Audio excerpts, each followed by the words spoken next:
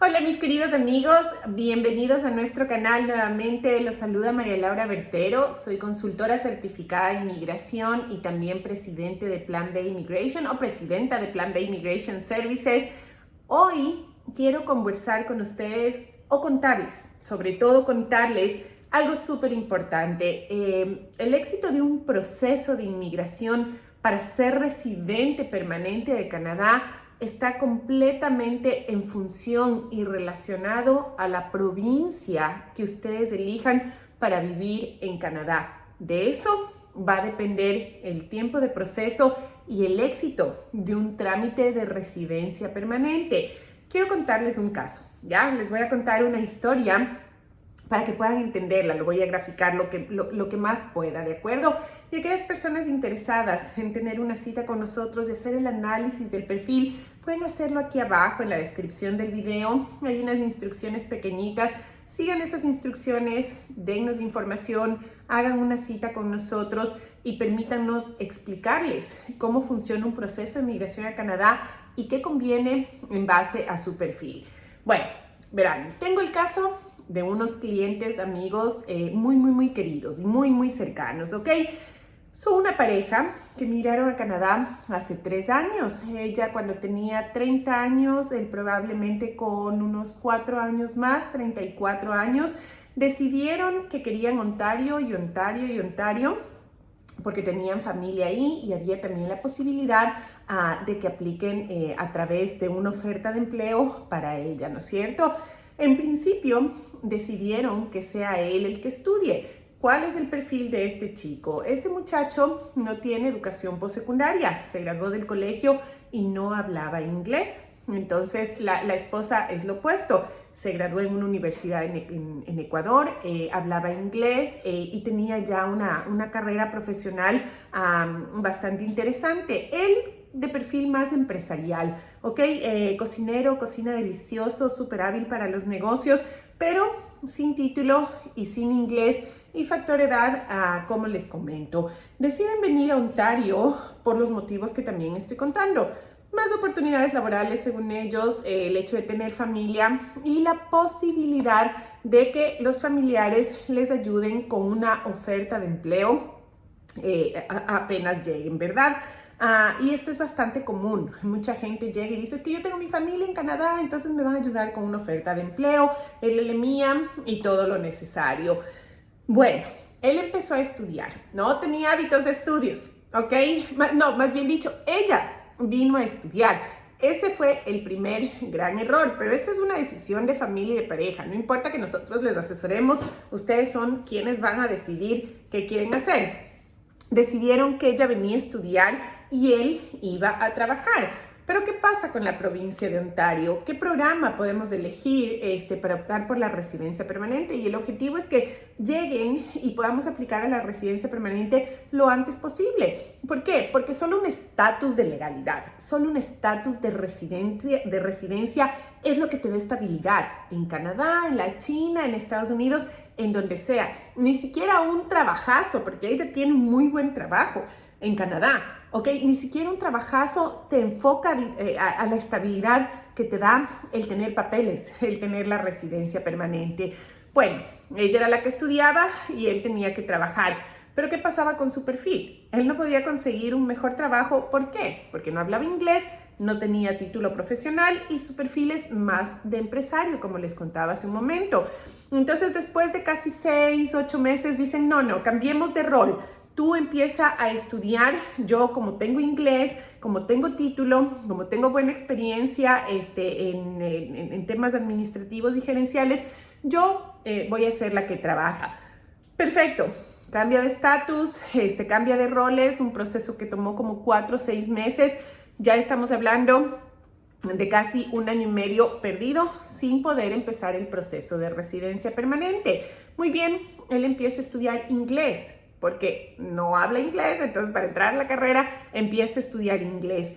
Ella, está bien, consigue un buen trabajo y se empieza a hacer un proceso de LMIA para ella, que en principio es rechazado porque el cargo que ella tiene es un NOC 0 y el gobierno canadiense es muy exigente cuando un empleador canadiense va a hacer un proceso de auspicio a un extranjero, porque ¿cuál es el objetivo de este proceso? Es demostrar que no hubo un residente o ciudadano canadiense para esta posición.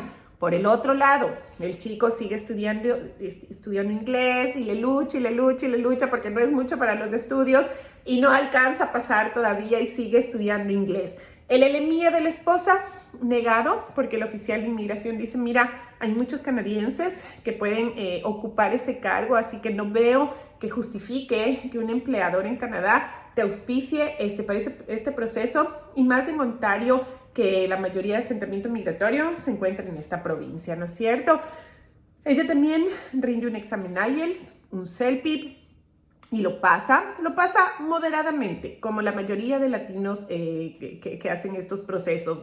Amigos, yo estoy en el negocio de la migración, manejamos miles de casos. Ustedes no saben con cuánta gente hablamos cada mes, y puedo decirles que la debilidad de Latinoamérica está en el idioma. Súper buenos profesionales, súper buenos trabajadores, el idioma, ¿ok?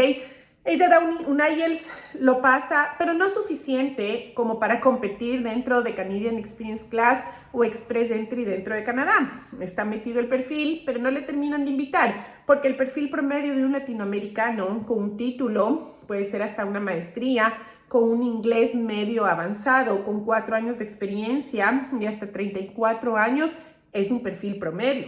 Entonces, este tipo de perfil llega a tener 350, 375 puntos, y los sorteos en Canadá van en 480, a veces 500, a veces más. Entonces, no hay cómo competir. Entonces, esta pareja, entre las unas y las otras, ya llevan 3 años, casi 3 años en la provincia de Ontario, y no logramos encontrar un camino para la residencia permanente.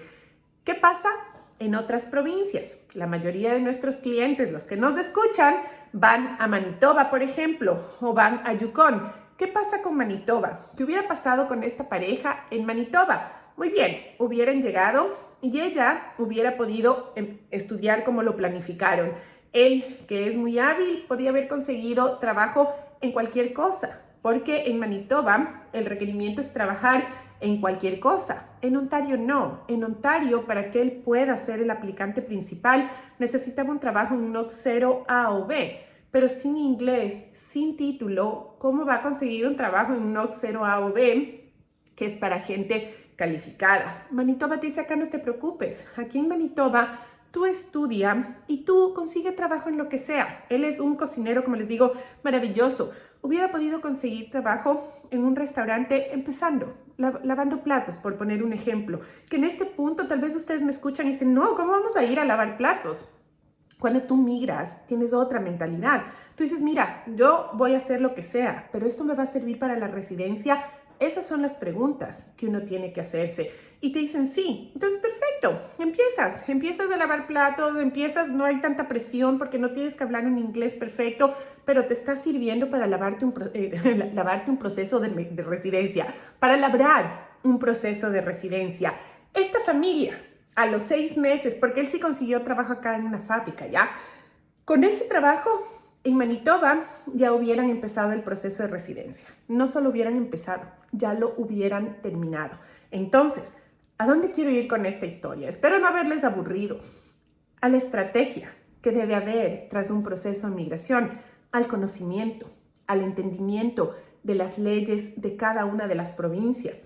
Por eso, créanme que a mí me molesta y me frustra mucho cuando cualquier persona que no sabe migración coge una cámara y dice, tú puedes hacer un proceso de migración solo, si no es nada difícil. ¿Para qué contratar un consultor? ¿Para qué contratar un abogado? Para estas cosas. Porque 3 años de vida perdida sin haber empezado un proceso de residencia son cosas que no deben pasar, al menos si tienes asesoría correcta. Entonces, quiero invitarles a que siempre piensen en la migración de una manera seria, o sea, de una manera formal, porque a veces uno piensa que la migración se trata de, ya me voy a una agencia de estudio, señor, que puedo estudiar, ay, qué lindo, aquí le tengo un paquete súper barato en Ontario que le va a costar $7,000, en Manitoba le va a costar $14,000 y uno solo basa el proceso de migración en dinero. y no debería ser de esa manera. Hay que tener un entendimiento integral de lo que es migrar, de lo que es empezar una nueva vida en un diferente país y el entendimiento de las leyes de inmigración.